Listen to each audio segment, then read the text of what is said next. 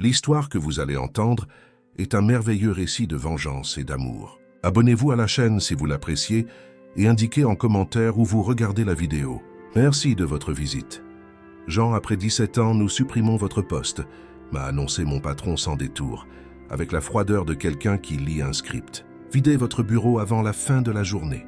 L'odeur de vieux café et de désodorisant bon marché de son bureau me parut soudain suffocante. Je m'appelle Jean Morel, 54 ans, et jusqu'à ce lundi matin, j'étais analyste système senior chez Meridian Technologies, en plein cœur de la Défense à Paris. Pendant près de 2 décennies, j'ai été la colonne vertébrale du département informatique. De l'époque du modem 56K, avec son grésillement inimitable, jusqu'à la migration complète vers le cloud, 3 PDG sont passés, tandis que je restais là, un rouage essentiel de la machine. J'ai formé chaque nouvelle recrue, récupéré chaque fichier qu'un directeur désespéré jurait avoir perdu à jamais. J'ai travaillé des week-ends et des jours fériés sans jamais demander d'augmentation ni même une simple tape dans le dos. Alors, quand Julien m'a appelé dans son bureau et que Vanessa des RH était déjà assise avec un dossier sur les genoux et un sourire de façade, j'ai tout de suite compris. L'atmosphère avait changé depuis des semaines. C'était une tension palpable, comme l'électricité statique avant un orage. Je comprends parfaitement, ai-je dit en hochant la tête une seule fois, en gardant une posture droite. Je n'étais absolument pas surpris, mais la déception était un poids physique sur ma poitrine. Je suis parti sans un mot de plus, sans colère, sans supplication. Juste une acceptation silencieuse et glaciale qui semblait les avoir plus surpris que n'importe quelle explosion de ma part. De retour à mon bureau, j'ai observé les plus jeunes employés.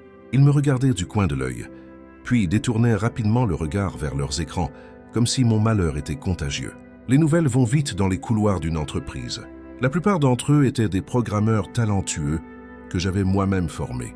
De bons jeunes, mais ils n'avaient pas la moindre idée de ce qui se cachait réellement derrière nos systèmes, ou comment l'architecture la plus ancienne, pleine de rustines et de coups de génie, fonctionnait. Aucun d'eux ne pourrait naviguer dans les logiciels personnalisés que j'avais écrits au milieu de la nuit, ni trouver les identifiants administrateurs enfouis sous 3 couches de sécurité dans chaque système, une mesure que moi seul connaissais. J'ai commencé à emballer mes affaires méthodiquement, chaque mouvement délibéré. La photo de ma famille en vacances sur la côte d'Azur, la tasse que mon fils avait fabriquée au collège avec une peinture de travers, et un petit cactus qui, de manière inexplicable, avait survécu 17 ans sous la lumière froide et fluorescente du bureau. C'était un survivant, tout comme moi. Béatrice du marketing s'est arrêtée devant moi, le visage crispé par l'indignation. « Jean, je viens d'apprendre. C'est ridicule. Tu as pratiquement construit cet endroit de tes propres mains. » J'ai haussé les épaules, en plaçant un vieux manuel dans le carton. « Les entreprises changent de cap, Béa. C'est le jeu. Mais sans aucun avertissement. Après tout ce que tu as fait pour eux. » Sa voix était plus forte maintenant, attirant des regards curieux et coupables. « Tout va bien, ai-je dit doucement, plus pour la calmer que parce que c'était vrai.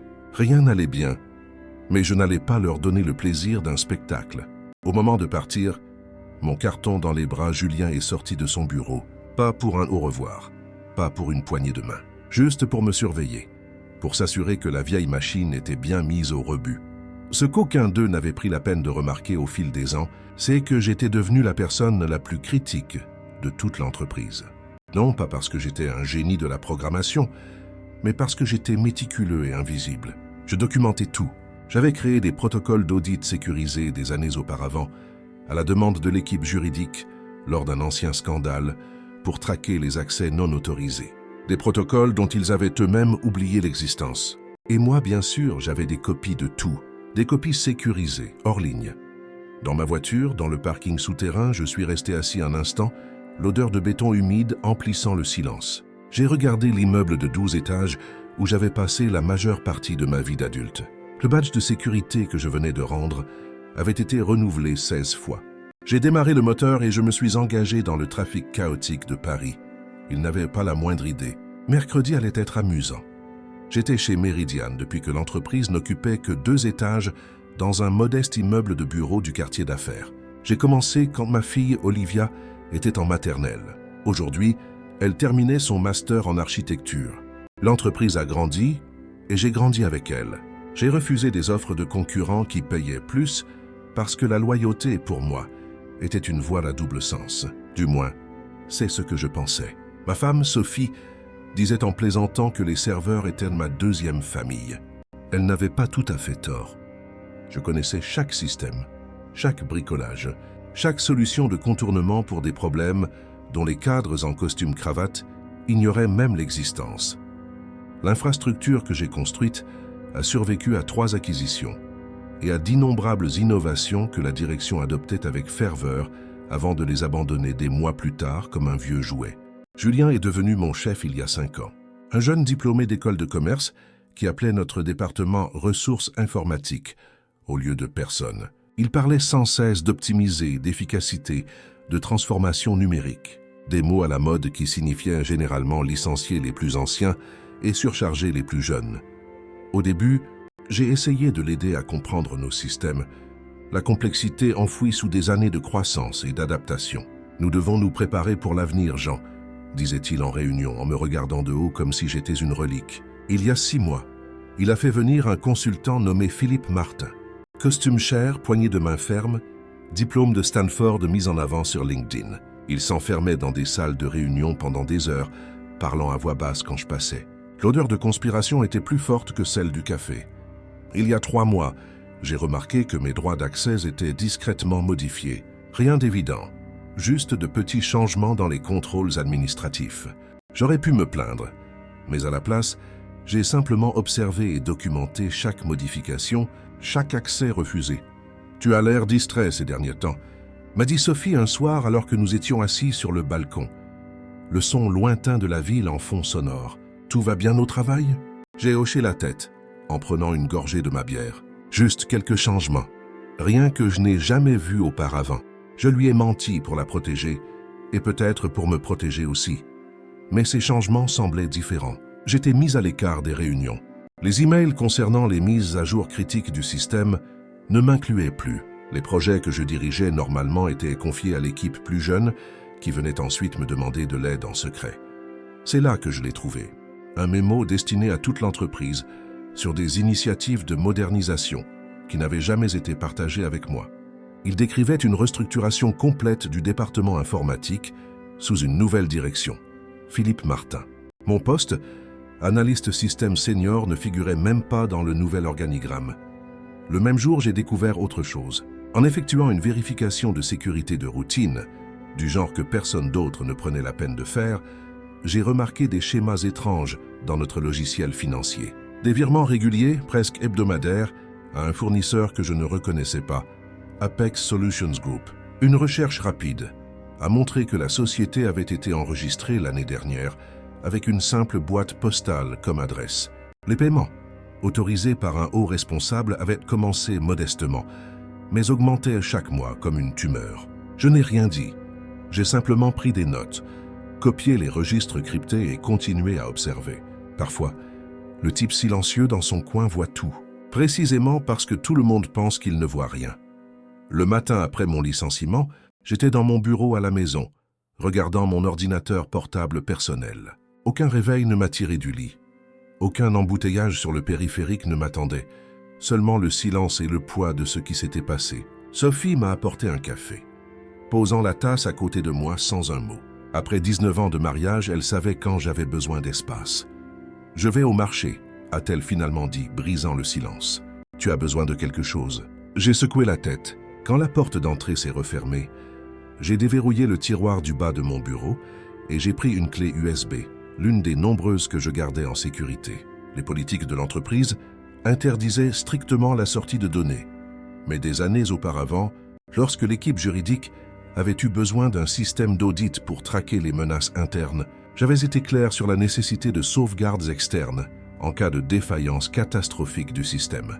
Ils avaient signé l'autorisation, puis avaient tout simplement oublié. Je les branchais et j'ai commencé à examiner les fichiers. Des emails internes cryptés, des comptes rendus de réunions auxquels je n'aurais pas dû avoir accès, des registres financiers que les employés normaux ne verraient jamais. Et c'était là. Un historique complet des paiements à Apex Solutions Group, près de 2 millions d'euros en 18 mois. La chaîne d'approbation menait directement à notre directeur financier, Bruno Tellier. J'ai creusé, croisant les dates et les montants, jusqu'à ce que le schéma apparaisse aussi clair que de l'eau de roche.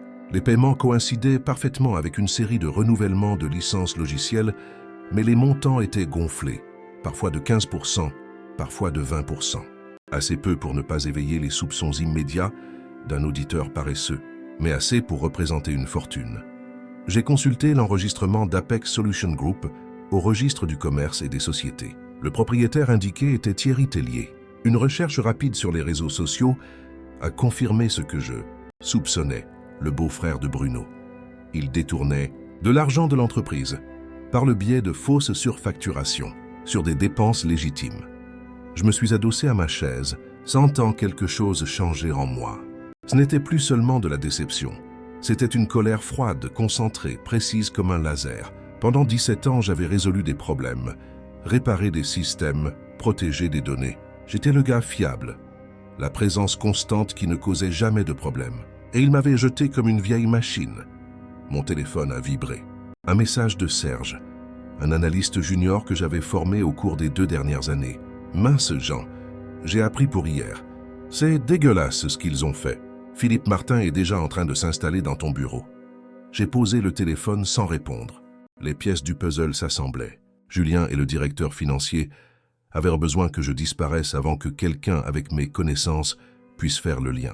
Ils pensaient probablement que les preuves disparaîtraient avec moi, que je n'étais qu'un vieux de l'informatique qui ne comprenait rien à la finance moderne. J'ai ouvert ma messagerie et commencé à rédiger un message au conseil d'administration. Puis je me suis arrêté, le doigt planant au-dessus du bouton d'envoi. Trop direct, trop facile à ignorer comme l'accusation amère d'un employé rancunier. Il me fallait une puissance de feu, une précision chirurgicale, un moyen d'exposer la fraude qui ne pourrait être ni ignorée ni étouffée. J'ai supprimé le brouillon et commencé à élaborer un plan. Demain, c'était mercredi, jour de réunion du conseil. Les résultats trimestriels seraient présentés. Des bonus de plusieurs millions seraient approuvés. Le moment parfait. J'ai fermé mon ordinateur et je suis allé à la fenêtre du salon, regardant le quartier où nous avions élevé nos enfants et construit notre vie. Pour la première fois depuis la veille, j'ai souri. Mercredi matin, j'étais assis dans ma voiture de l'autre côté de la rue du siège de Méridian, sirotant un café de boulangerie et observant les employés arriver. Sur le siège passager se trouvait mon ordinateur portable, connecté à une adresse e-mail que j'avais créée des années auparavant pour des tests de sécurité. Elle semblait provenir d'un domaine interne de l'entreprise, mais n'était pas traçable dans l'annuaire principal. À 9h15 précise, j'ai fait mon premier mouvement. Un email à Julien avec pour objet « Irrégularité financière »,« Examen urgent requis » et un résumé de base de ce que j'avais trouvé sur les paiements d'Apex. J'ai inclus suffisamment de détails pour être crédible, mais j'ai gardé la connexion avec le beau-frère hors du jeu. C'était l'appât. Si Julien n'était impliqué, il paniquerait. Sinon, il enquêterait. Dans tous les cas, le chaos commencerait. À 9h45, mon portable a sonné. C'était le numéro de Julien. J'ai laissé aller à la messagerie. Son message était court et haletant. « Jean, nous devons discuter de votre email immédiatement. Rappelez-moi, c'est urgent. » Je n'ai pas rappelé. Au lieu de cela, je suis allé dans un café. J'ai allumé mon ordinateur et j'ai attendu, ressentant l'adrénaline d'une partie d'échecs. À 10h30, un autre email est arrivé. Celui-ci de Vanessa DRH. Monsieur Morel, nous avons reçu une communication préoccupante qui viole potentiellement votre accord de départ. Veuillez cesser tout contact avec les employés de Meridian et vous souvenir de vos obligations de confidentialité. Toute communication future pourrait entraîner une action en justice. Le ton était menaçant, mais le contenu sentait la panique. Ah, alors c'est comme ça qu'il jouait. Je n'avais signé aucun accord. À midi, je suis allé à ma banque et j'ai accédé à mon coffre-fort. À l'intérieur se trouvait une autre sauvegarde, plus ancienne, mais contenant des informations critiques que je n'avais pas incluses dans mes disques habituels. Parmi les fichiers se trouvaient les protocoles de sécurité originaux que j'avais conçus, y compris la documentation sur qui avait accès à quel système et quand les modifications étaient effectuées. Selon ces registres, Bruno Tellier avait personnellement demandé un accès étendu au système d'approbation financière il y a 18 mois, exactement au moment où les paiements d'Apex avaient commencé. C'était la preuve irréfutable. De retour à la maison, j'ai trouvé 3 appels manqués. Julien, Vanessa et maintenant Philippe Martin. Je ne m'attendais pas à ce qu'il s'implique si vite. Intéressant. J'ai vérifié mes emails personnels et trouvé un message de Serge marqué comme urgent. Jean, ils disent que tu as envoyé un email dingue sur une fraude. Philippe a convoqué une réunion d'urgence. Tout le monde en parle. Ils coupent tous tes accès, même historiques. Qu'est-ce qui se passe? Pauvre gamin, prise entre deux feux, j'ai envoyé une brève réponse. Ne t'en mêle pas, Serge. Contente-toi d'observer et sauvegarde ton travail. À 15 heures, mon téléphone fixe a sonné. Un numéro que je n'utilisais plus pour le travail depuis des années. J'ai décroché, mais je n'ai rien dit. Le silence était une arme. Jean, c'est Bruno Tellier. Sa voix était ferme, contrôlée, mais je pouvais entendre la tension derrière. Nous devrions parler de vos préoccupations. Je pense qu'il y a eu un malentendu. C'est comme ça que vous appelez un détournement de 2 millions? Ai-je demandé, la voix calme. Écoutez, les périodes de transition sont toujours difficiles. Si vous avez des questions sur les finances de l'entreprise, il existe des canaux appropriés, comme le conseil d'administration. Je l'ai interrompu. Le conseil n'a pas besoin d'être dérangé par des détails opérationnels, n'est-ce pas, Bruno? Silence à l'autre bout du fil. Je pouvais presque l'entendre transpirer. Pourquoi ne pas nous rencontrer demain? Juste vous et moi. Nous pouvons régler ça à l'amiable. Désolé, je suis occupé demain, ai-je dit. De plus, je pense que le conseil pourrait en fait être très intéressé par Apex Solutions Group et par votre beau-frère. Thierry, son souffle coupé, m'a tout dit. Échec. Vous faites une grave erreur, a-t-il finalement dit, la voix basse et menaçante. Nous pouvons arranger ça. Une indemnité de départ généreuse, des références, tout ce dont vous avez besoin. Au revoir Bruno, ai-je dit, et j'ai raccroché. Dans les 10 minutes, Vanessa a envoyé un nouvel email. Soudain, mes indemnités de départ avaient doublé de valeur, avec un accord joint exigeant ma confidentialité totale sur toutes les affaires de l'entreprise, passées, présentes et futures. Il paniquait maintenant, mais il pensait encore avoir affaire à une simple tentative de chantage de la part d'un employé licencié. Il n'avait aucune idée de la profondeur du trou dans lequel il se trouvait. La matinée de jeudi apporta clarté et confirmation. J'avais passé toute la nuit à éplucher des années de données, reliant des points que j'avais ignorés auparavant. Le montage Apex n'était pas le premier projet de comptabilité créative de Bruno. 3 ans plus tôt, peu après qu'il soit devenu directeur financier, un autre schéma était apparu. Des honoraires de conseil pour une société appelée Lakeside Business Solutions. Nom différent, même jeu. Des factures gonflées pour des services qui n'étaient que partiellement ou jamais rendus. J'ai retrouvé l'enregistrement de Lakeside. Il menait à Patricia Tellier, l'épouse de Bruno. La femme était apparemment PDG d'une entreprise qui n'avait ni site web ni employé et une adresse de domiciliation commerciale. Mais la grande révélation est venue lorsque je me suis plongé dans les archives d'emails cryptés. Non seulement Julien était au courant de ces arrangements, mais il avait aidé à les faciliter. En échange, son département recevait des augmentations de budget alors que d'autres subissaient des coupes. Il avait été engagé spécifiquement parce que le directeur précédent avait commencé à poser des questions sur les dépenses informatiques. Même Philippe Martin était connecté. Sa société de conseil avait été engagée via un processus inhabituel qui contournait les canaux d'achat normaux. Son véritable rôle n'était pas de moderniser l'informatique, mais d'éliminer la seule personne qui pouvait remarquer les schémas financiers. Le montage était élégant dans sa simplicité. Créer des fournisseurs écrans qui semblaient légitimes, approuver des paiements gonflés et se partager la différence. Comme de vrais services étaient fournis, mais simplement surfacturés, les auditeurs qui cherchèrent des factures complètement frauduleuses ne s'en apercevraient pas. En 3 ans, ils avaient détourné près de 4 millions d'euros. J'ai tout rassemblé dans un rapport complet et impeccable. Des feuilles de calcul montrant le schéma des augmentations. Des registres d'entreprise liant les sociétés à la famille de Bruno. Des échanges d'emails montrant la connaissance et la participation de Julien. Puis j'ai fait quelque chose qu'il n'attendait pas. J'ai contacté Robert Kogan, un membre du conseil d'administration avec qui j'avais travaillé des années auparavant lors d'une mise en œuvre de sécurité. Il était semi-retraité maintenant, mais assistait toujours aux réunions trimestrielles. Il était de la vieille école, un homme qui valorisait l'honneur. Jean Morel, dit-il en décrochant à la 2e sonnerie, sa voix grave, inimitable. « Ça fait longtemps.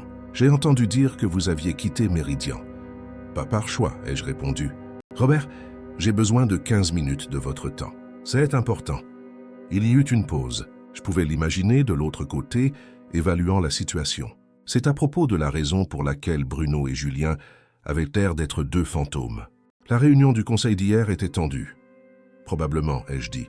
Il eut un rire sec. J'ai toujours pensé que vous saviez où les cadavres étaient enterrés, Jean.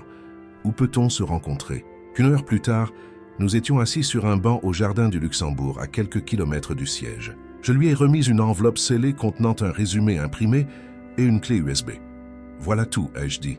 Dates, montants, connections. Je ne cherche pas à récupérer mon emploi. Je ne cherche pas d'argent. Je veux juste que les bonnes personnes sachent ce qu'ils ont fait à l'entreprise que j'ai aidé à construire.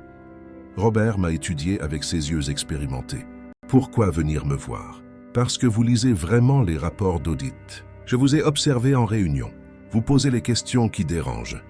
Il hocha lentement la tête. Il y a une réunion d'urgence du conseil demain matin. Révision du comité des finances. Moment opportun, Jean, dit-il en rangeant l'enveloppe dans la poche intérieure de sa veste. Si tout cela est vrai, il y aura de graves conséquences. Je compte là-dessus. Alors que je retournais à ma voiture, mon téléphone a vibré avec un message de Sophie. Un certain Philippe Martin est venu te chercher à la maison. Il a dit que c'était urgent. Je lui ai dit que tu n'étais pas là.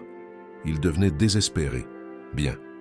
Cet après-midi-là, j'ai reçu des offres d'emploi de 2 sociétés concurrentes. Toutes 2 pour des postes bien au-dessus de mon ancien. Toutes 2 offrant des primes à l'embauche substantielles. La nouvelle de ma disponibilité soudaine s'était répandue. Je les ai ignorées pour le moment. Il ne s'agissait pas de trouver un autre emploi. Il s'agissait de terminer ce qu'ils avaient recommencé. Cette nuit-là, en utilisant des identifiants d'urgence qui auraient dû être révoqués mais ne l'avaient pas été, une transition informatique bâclée de la part de Philippe, j'ai accédé au serveur de messagerie de l'entreprise une dernière fois. Et j'ai programmé un message à livrer à chaque membre du conseil à 8 heures le lendemain matin. L'objet était simple. Avant d'approuver les bonus du 2e trimestre, lisez ceci. En pièce jointe, mon rapport complet. Échec et mat. La matinée de vendredi se leva, claire et lumineuse. J'étais assis sur mon balcon avec un café, regardant le quartier se réveiller. Pas de réveil, pas de trajet, juste l'attente douce et tendue. À 8 heures précises, mon email programmé livra sa cargaison aux membres du conseil. À 8h17, mon téléphone se mit à sonner sans arrêt. Des numéros que je ne reconnaissais pas, probablement des assistants de membres du conseil, cherchant désespérément à me joindre. J'ai laissé tous les appels aller à la messagerie. À 9h, la réunion d'urgence du comité financier commencerait.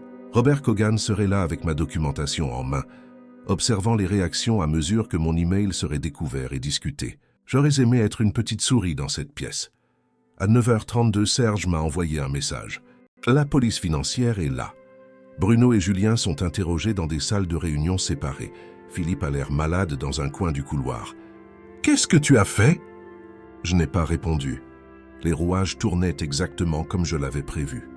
À 10h, l'avocate générale de Meridian a appelé. Contrairement aux autres, j'ai pris cet appel. « Monsieur Morel, ici Patricia Graveau du service juridique. Nous avons besoin que vous veniez immédiatement pour discuter des informations que vous avez fournies au conseil. » « Je suis disponible par téléphone, » ai-je répondu calmement. « Cela nécessite vraiment une discussion en personne. »« Non, ce n'est pas nécessaire, » l'ai-je interrompu. « Tout ce que je sais est dans ce rapport. Tout ce que j'ai est déjà sauvegardé dans plusieurs endroits sécurisés, avec des instructions pour être divulguées s'il m'arrivait quelque chose. S'il arrive quoi que ce soit à moi ou à ma famille, des copies supplémentaires iront à l'AMF, au fisc et à 3 grands organes de presse. » Un silence lourd et calculé. « Monsieur Morel, » dit-elle enfin, la voix soigneusement contrôlée, « le Conseil prend cela extrêmement au sérieux. Ils ont déjà mis plusieurs cadres en congé administratif. Ils souhaiteraient votre coopération. J'ai pleinement coopéré en fournissant la documentation complète. Ma part est faite. » Après qu'elle ait raccroché, j'ai conduit jusqu'à un restaurant à Fontainebleau. Inutile d'être facilement joignable aujourd'hui. Pendant le déjeuner, les nouvelles ont commencé à apparaître sur les sites d'information économique. Des cadres de Meridian Technologies sous enquête pour irrégularité financière. Pas encore de nom, mais ça viendrait. À 14h, Robert Kogan a appelé. « C'est une hécatombe », dit-il sans détour. Bruno a avoué quand nous l'avons confronté à vos preuves, essayant de négocier un accord, accusant Julien de lui avoir mis la pression.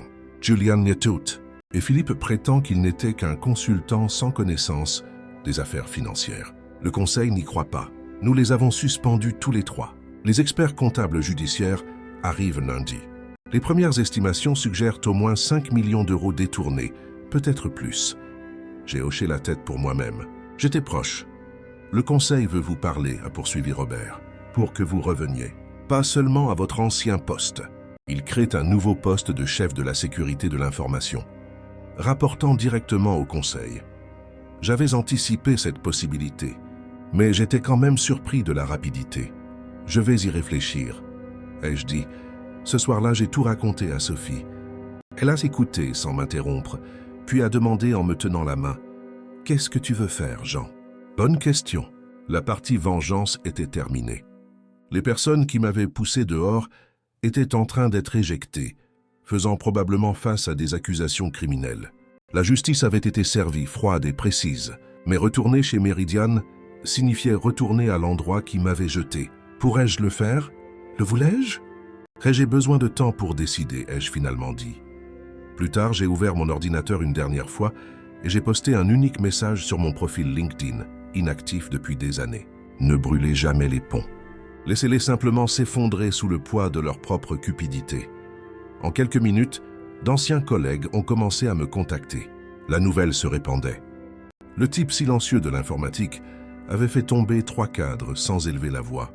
Lundi, tout le monde saurait exactement qui ils avaient sous-estimé. Lundi matin, je suis entré au siège de Meridian vêtu d'un costume que je n'avais pas porté depuis des années. L'agent de sécurité m'a regardé à 2 fois, puis a rapidement imprimé un badge visiteur. « Bon retour, monsieur Morel », dit-il avec un respect nouveau. La montée en ascenseur jusqu'à l'étage de la direction fut silencieuse. Je n'avais jamais eu de raison de visiter cet étage auparavant. Maintenant, j'étais attendu dans la salle du conseil. 10 membres du conseil étaient assis autour d'une table polie.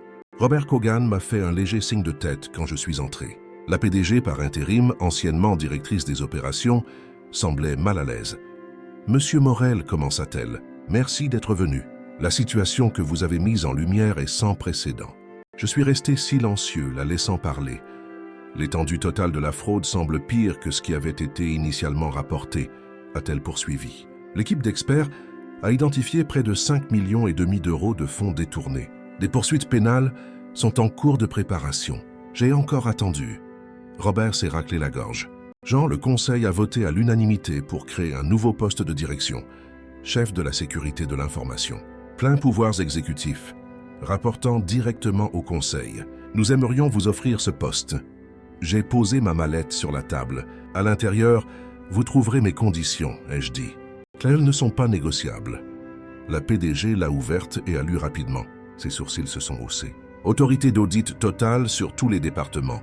Droit de veto budgétaire indépendant sur les décisions de technologie financière. Une prime à l'embauche équivalente à 5 ans de mon ancien salaire. J'ai hoché la tête une fois. C'est inhabituel, dit-elle. Détourner 5,5 millions d'euros était également inhabituel, ai-je répondu. C'est arrivé parce que personne ne prêtait attention. Maintenant, quelqu'un le fera. Le silence s'est fait dans la pièce. Vous avez jusqu'à midi, ai-je dit en me levant. J'ai d'autres offres à considérer. Alors que je me tournais pour partir, Robert a demandé « Vous aviez tout prévu, Jean ?» Je me suis arrêté à la porte. Je n'avais pas prévu d'être licencié après 17 ans. Tout ce qui a suivi, c'était simplement moi faisant ce que j'ai toujours fait. Identifier les vulnérabilités du système et mettre en œuvre les mesures de sécurité appropriées. À 11h47, ils ont appelé. Ils avaient accepté toutes mes conditions. 6 mois plus tard, j'étais assis dans mon nouveau bureau d'angle, examinant les protocoles de sécurité pour le prochain trimestre. La vue donnait sur l'horizon de Paris, un rappel quotidien de combien les choses avaient changé. Bruno Tellier avait plaidé coupable. En échange de sa coopération, il bénéficierait d'une peine réduite. Julien contestait les accusations, mais les preuves étaient accablantes. Philippe Martin s'était enfui à l'étranger, mais un mandat d'extradition était en route. La majeure partie de l'argent avait été récupérée. Mon ancienne équipe me rendait maintenant des comptes, et j'avais promu Serge pour gérer les opérations quotidiennes. Ce jeune avait du potentiel. Il avait juste besoin que quelqu'un le voie. On a frappé à ma porte. Sophie était là, souriante. « Prêt pour déjeuner ?» J'ai acquiescé, prenant ma veste. Alors que nous traversions le département informatique, Les conversations se sont brièvement tues, non par peur mais par respect. Ils savaient que j'aurais pu détruire l'entreprise, mais que j'avais choisi de la sauver selon mes propres termes. Dans l'ascenseur, Sophie m'a serré la main.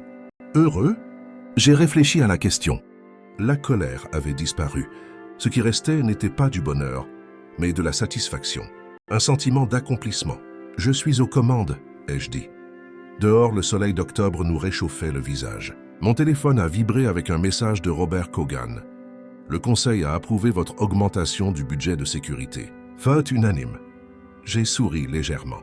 Aucune discussion, aucune question, juste de la confiance. Sophie a remarqué mon expression. Qu'est-ce qu'il y a?